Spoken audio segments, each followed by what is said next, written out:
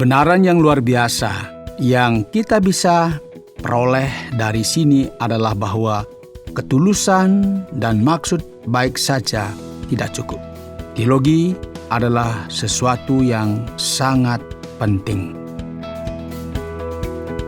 Saudara pendengar, bersama dengan saya, Oti Priambodo dalam program Jalan 66. Senang sekali karena dapat mempersembahkan program yang memberikan pengetahuan Alkitab dan menyuguhkan kepada kita jalan keselamatan. Hari ini kita akan masuk pada kitab Ibrani, yaitu pada pasal yang pertama. Saya sangat yakin bahwa Anda semuanya akan menikmati perjalanan kali ini. Ini adalah sebuah petualangan yang menjelajahi sebuah kitab yang memberikan deklarasi akan keilahian dan keagungan Kristus. Jauh lebih tinggi dari para malaikat. Inilah tema kita yang akan dipersiapkan oleh Pak Yohanes kali ini. Siapakah Yesus? Apa artinya menjadi anak Allah? Mari kita membuka bagian Alkitab kita, yaitu Ibrani pasal yang pertama. Tetapkan untuk bersama dengan kami, karena kami akan menjawab semua pertanyaan Anda. Saudara, sebagaimana yang saudara telah pahami bersama, kita telah belajar dari beberapa bagian kitab suci, dan kita juga telah membaca dari bagian-bagian penting dalam Perjanjian Baru. Kita telah belajar kitab Roma, kemudian juga kita belajar kitab-kitab yang lainnya, Kisah Para Rasul dan sebagainya.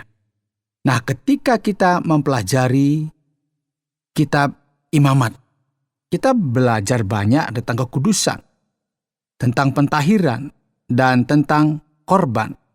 Jadi sekarang kita ada dalam bagian awal dari kitab Ibrani. Kitab ini akan memberikan banyak sekali referensi mengenai apa yang terjadi dalam kitab Imamat. Kitab Ibrani adalah sebuah kitab yang mungkin ditulis sebelum tahun 70, sebelum kehancuran Bait Allah. Karena jika tidak, kita akan melihat bagaimana hal ini disebutkan dalam kitab ini. Karena ini adalah salah satu kitab yang sangat menarik bagi kita dalam Perjanjian Baru, khususnya karena kita tidak pernah tahu siapakah yang menuliskan kitab Ibrani ini. Kitab ini menyajikan kepada kita sebuah tulisan yang sangat berbeda dari apa yang biasa ditulis oleh Rasul Paulus, khususnya ketika kita membacanya dalam bahasa Yunani. Kitab ini memberikan sebuah kesan bahwa orang dari Alexandria lah yang telah menuliskan kitab ini, karena terdapat kesamaan dengan terjemahan bahasa Yunani dalam Perjanjian Lama yang disebut Septuaginta. Namun demikian, saudara, penulis dari kitab ini adalah orang Yahudi, dan banyak orang juga telah memberikan pendapat mengenai siapakah yang menuliskan kitab ini.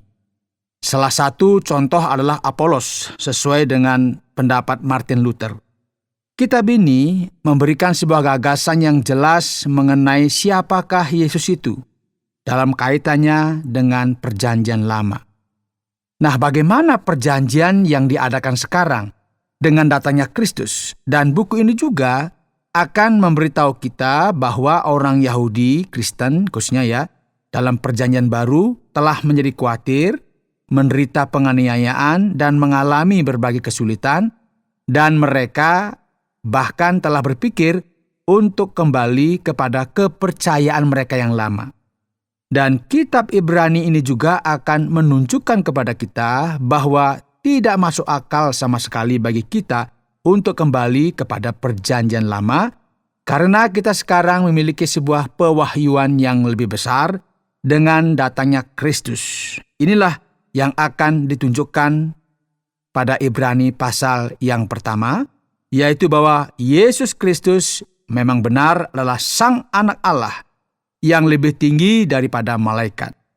Jadi sesuai dengan Alkitab, bahasa Indonesia dalam terjemahan baru, dikatakan, setelah pada zaman dahulu Allah berulang kali dan dalam pelbagai cara berbicara kepada nenek moyang kita dengan perantaraan nabi-nabi, maka pada zaman akhir ini Ia telah berbicara kepada kita dengan perantaraan anaknya, yang telah Ia tetapkan sebagai yang berhak menerima segala yang ada. Oleh Dia Allah telah menjadikan alam semesta. Ia adalah cahaya kemuliaan Allah dan gambar wujud Allah, dan menopang segala yang ada dengan firman-Nya yang penuh kekuasaan. Dan setelah Ia selesai mengadakan penyucian dosa, Ia duduk di sebelah kanan yang maha besar, di tempat yang tinggi, jauh lebih tinggi daripada malaikat-malaikat, sama seperti nama yang dikaruniakan kepadanya jauh lebih indah daripada nama mereka. Saudara, sebagaimana yang bisa kita perhatikan di sini, penulis dari Ibrani ini telah memberikan sebuah hubungan langsung dengan Perjanjian Lama. Ya, memang benar bahwa segala sesuatu yang telah dituliskan di masa lampau berasal dari Allah. Karena Allah telah berbicara berulang kali kepada nenek moyang kita dan melalui perantaraan nabi-nabinya. Namun sekarang wahyu yang agung itu telah datang, yaitu melalui putranya Yesus Kristus, Sang Anak yang berhak menerima warisan atas semuanya. Melalui Dia, Allah telah menciptakan alam semesta. Nah, saudara, penulis juga sangat kagum dengan keagungan dan kemuliaan Allah dan perwujudan dari dirinya, dan menghubungkan hal tersebut dengan keilahian Yesus. Yesuslah yang meneguhkan segala sesuatu melalui firman-Nya, dan Ia jugalah yang telah menyucikan kita dari dosa-dosa kita. Kemudian Ia duduk di sebelah kanan Allah dalam hadirat dan kemuliaannya di sorga bersama Sang Bapa. Dan yang paling luar biasa adalah, saudara, ketika dikatakan di sana bahwa Ia lebih tinggi dari para malaikat. Dan pertanyaan besarnya, mengapa Sang Anak lebih tinggi daripada malaikat-malaikat? Ini maksudnya apa? Nah, saudara, penting sekali bagi kita memperhatikan bahwa sebelum ini orang Yahudi masih memiliki perhatian yang besar terhadap para malaikat. Dalam masa yang kita kenal sebagai masa interbiblikal, banyak perhatian yang diberikan kepada para malaikat, dan mereka memberikan perhatian dengan sangat luar biasa. Berbeda dengan apa yang terjadi dalam dunia kuno.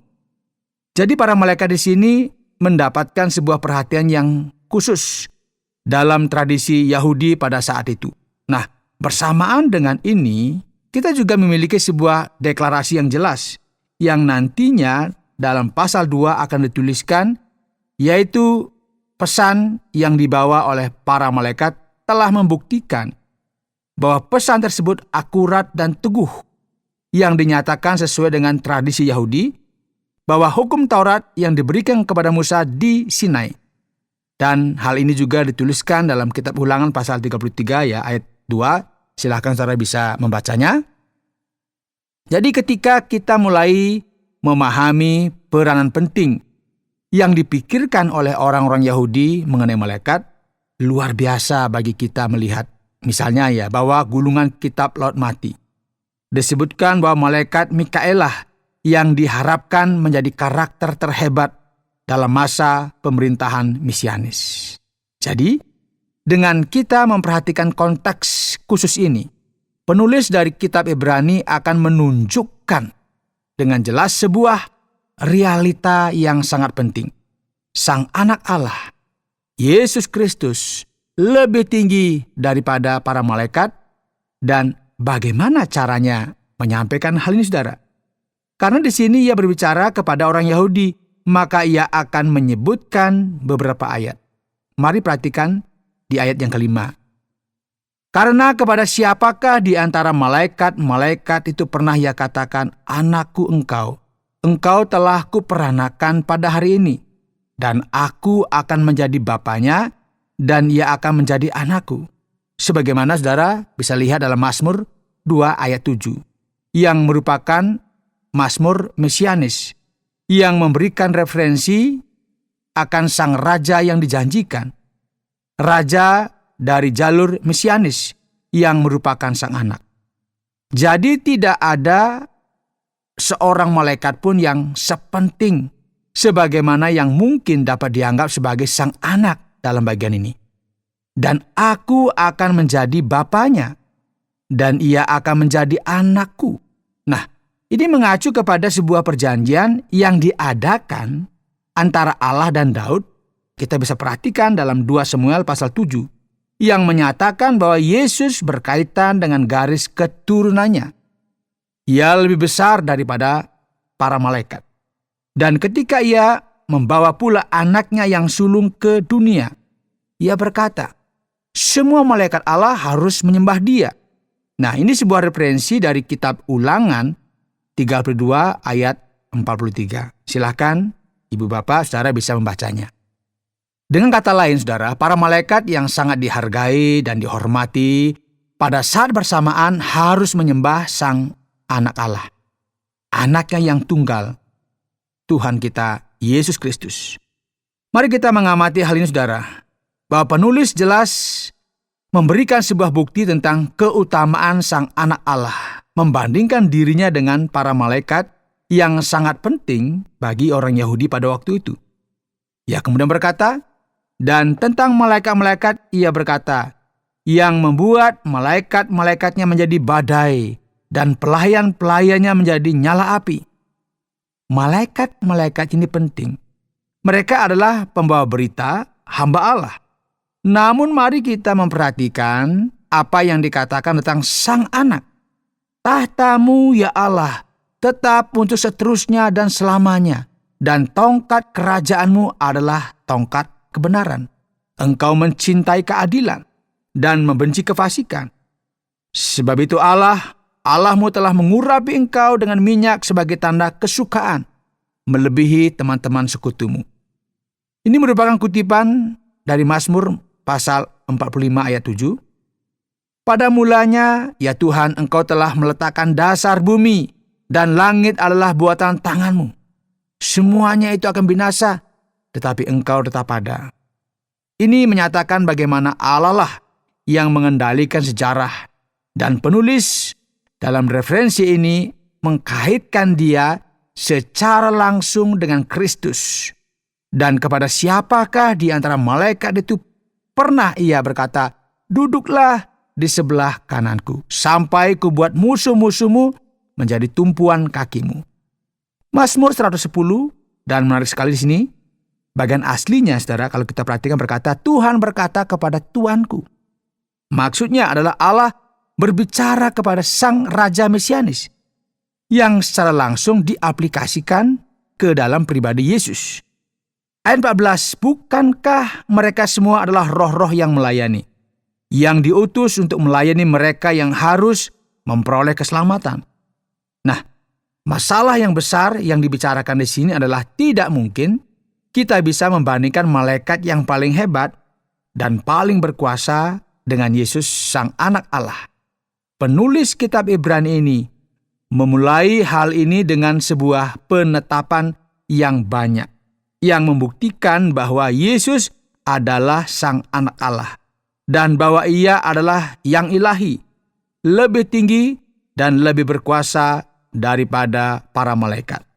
Oleh sebab itu, ia layak untuk mendapatkan segala perhatian sebagai Sang Mesias yang menggenapi janji yang terdapat dalam Perjanjian Lama, dan bahwa orang Kristen Ibrani, orang Kristen Yahudi, tidak bisa kembali kepada sistem kepercayaan mereka yang lama.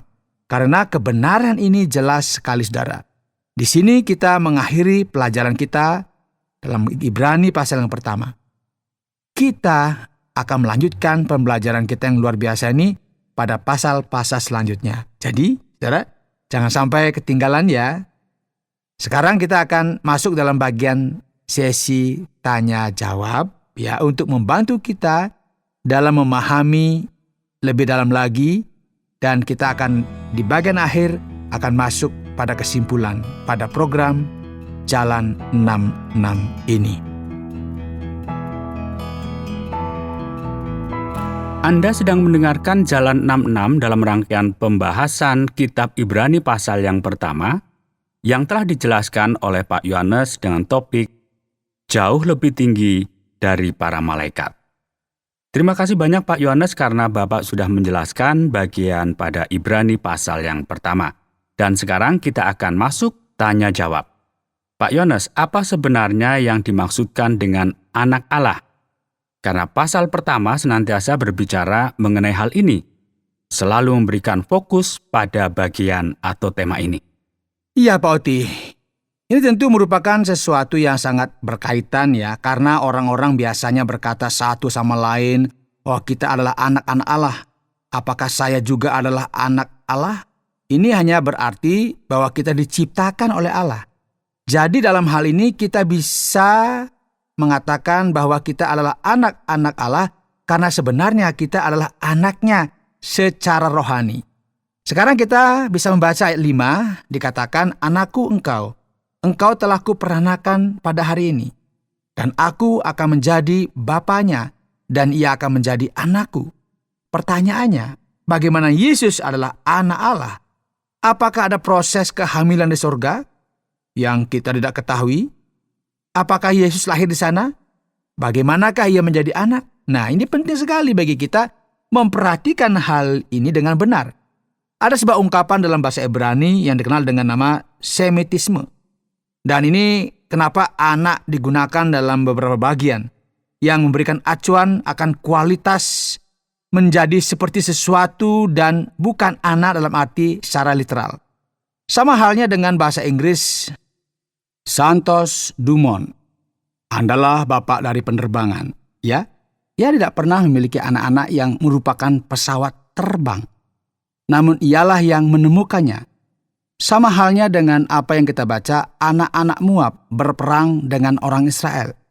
Jadi anak Allah yang dimaksudkan di sini adalah keilahiannya. Dalam artian bahwa Yesus sama sifatnya dengan Sang Bapa. Seperti apa yang terdapat dalam kitab ini. Kita perhatikan tadi di ayat yang ketiga. Anak ini adalah representasi dari sifatnya. Jadi Yesus adalah sang anak Allah dalam hal ini dan bukan dalam arti bahwa ia telah diperanakan secara biologis sebagai sang anak atau diciptakan oleh Allah yang akan membuat hal ini menjadi dua penafsiran yang salah yang akan membuat kita sampai kepada kesimpulan yang membingungkan.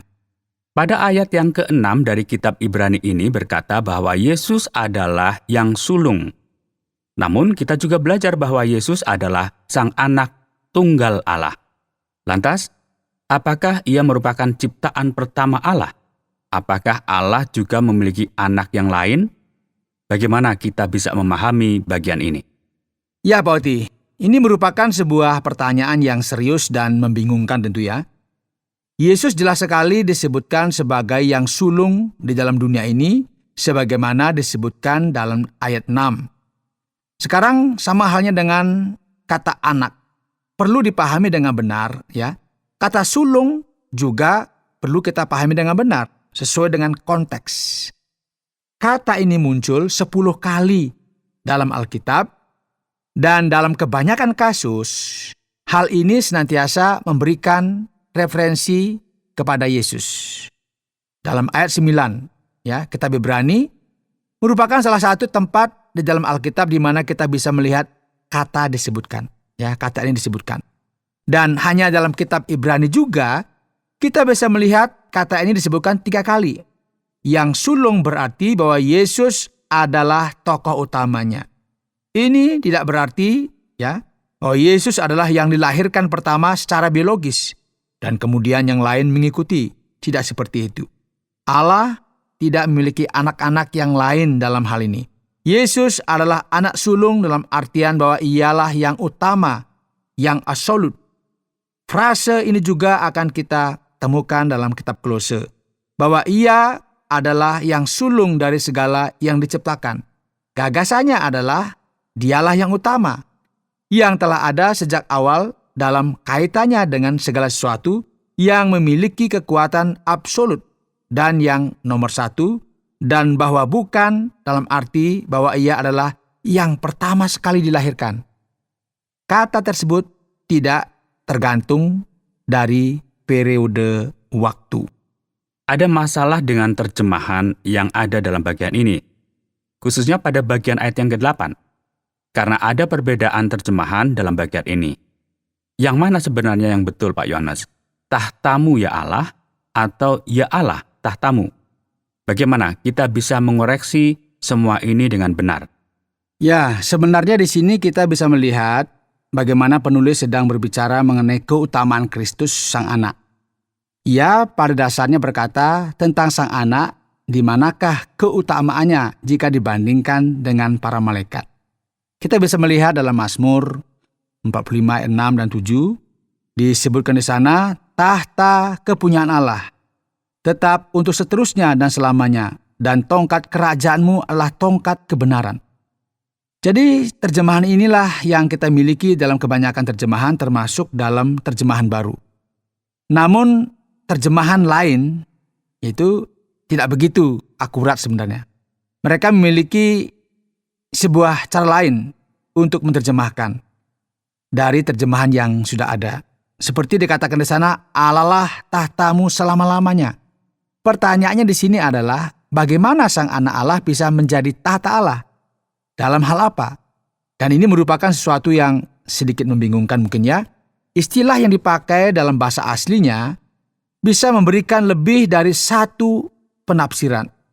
Namun kebanyakan dari para ahli berpendapat, dan alat linguistik yang utama juga memberikan pendapat, yaitu firman harus dipahami sebagai vokatif. Jadi mengenai Sang Anak dikatakan di sini, tahtamu ya Allah, tetap untuk selama-lamanya. Jadi dalam kata lain, Yesus jelas sekali direferensikan sebagai Allah, karena kata benda Allah di sini menyatakan bahwa Yesus benar-benar ilahi. Dalam hal ini, ada terjemahan lain juga yang terdapat dalam ayat ini yang tidak bisa membantu kita untuk memahami ayat ini dengan benar, seperti yang ingin disampaikan teks kepada kita. Demikian, Pak Oti. Benar sekali, Pak. Sekarang kita perhatikan pasal 1 ini berbicara mengenai malaikat-malaikat, memberikan perbandingan antara para malaikat dan Yesus. Mengapa hal ini dilakukan, Pak Yohanes, dan mengapa ada banyak hal yang memberikan fokus mengenai malaikat-malaikat? Pak Oti, tentu ini merupakan sesuatu yang menarik dalam periode interbiblikal atau masa antara Perjanjian Lama dan Perjanjian Baru. Orang-orang Yahudi sangat memperhatikan malaikat. Ini menjadi sesuatu yang sangat penting pada waktu itu. Jika kita berbicara mengenai sejarah, kita akan menemukan bahwa di dalam Bait Allah, dalam Perjanjian Baru, ada sesuatu yang aneh yang muncul. Yang kita akan bicarakan nanti ya dalam program ini, namun ada orang-orang yang kita lihat yang menyembah kepada para malaikat. Masalahnya adalah bahwa seringkali, dan maksudnya bukan dalam kasus ini ya, karena keadaan yang terjadi masih bisa diberikan toleransi. Namun ada beberapa orang yang telah kehilangan fokus dari Allah dan mulai memberikan penilaian yang tinggi kepada hal-hal yang lain. Sama halnya misalnya bagi orang-orang Kristen dalam sejarah yang sangat diberkati dan telah melakukan banyak hal baik, kemudian menjadi lebih memuja daripada apa yang seharusnya dilakukan, mengagung-agungkan begitu ya.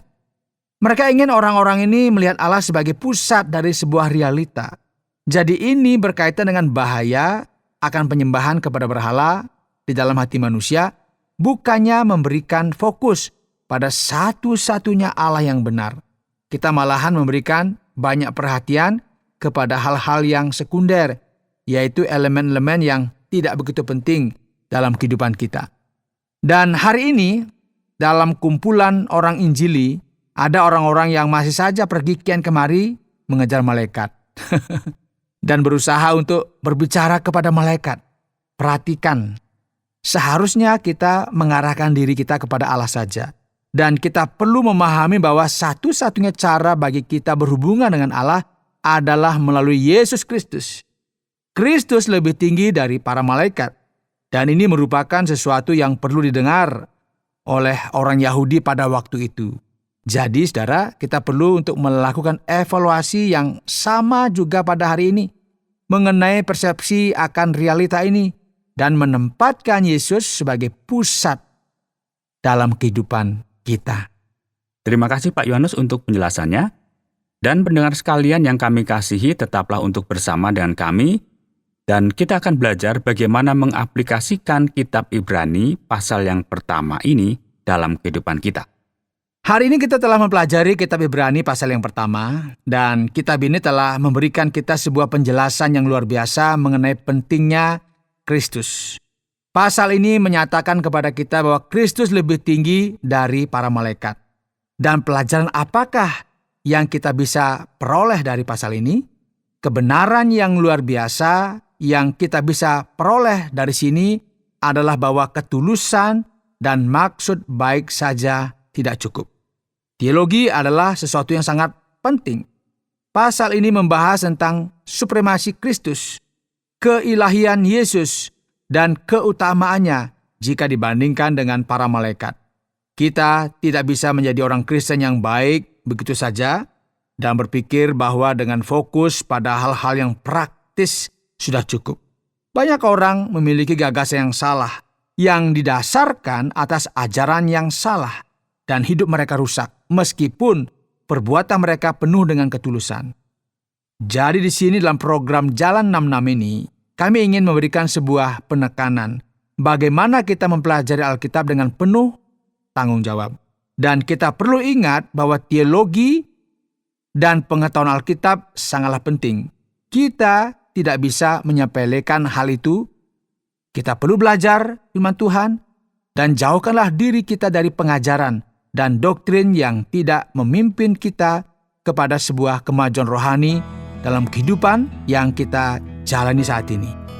Semoga Tuhan memberkati kita selalu. Saudara pendengar, karena waktu yang tidak memungkinkan, kita akhiri program Jalan 66 kali ini. Kami menantikan Anda untuk tetap mengikuti pelajaran berikut dalam lanjutan pembelajaran Alkitab yang memberikan pelajaran menyeluruh tentang firman Tuhan. Jika Anda memiliki pertanyaan atau berespon terhadap topik berhubungan dengan program ini, silakan menyampaikan melalui WhatsApp ke nomor 081 333 777 386. Terima kasih atas perhatian Anda.